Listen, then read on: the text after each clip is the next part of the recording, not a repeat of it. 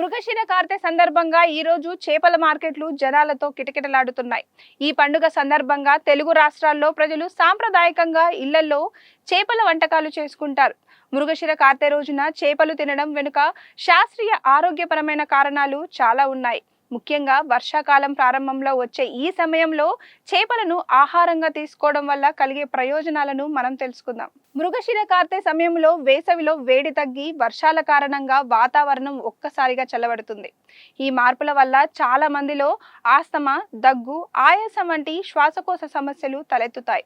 చేపల్లో ఉండే ప్రత్యేక పోషకాలు గుండె, ఊపిరితిత్తుల పనితీరును మెరుగుపరిచి శ్వాసకోశ వ్యాధుల నుండి ఉపశమనాన్ని కలిగిస్తాయి. చేపల్లో ఒమేగా 3 ఫ్యాటీ యాసిడ్స్ సమృద్ధిగా ఉంటాయి. ఇవి శరీరంలో రోగనిరోధక శక్తిని పెంచుతాయి.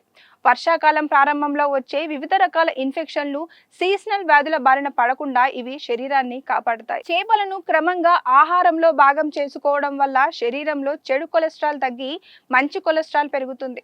ఇది రక్త ప్రసరణను మెరుగుపరిచి గుండెపోటు వంటి తీవ్ర గుండె జబ్బుల ప్రమాదాన్ని తగ్గిస్తుంది. అనేక రకాల చేపల్లో ఉండే పోషకాలు మెదడు కణాల పనితీరును మెరుగుపరుస్తాయి.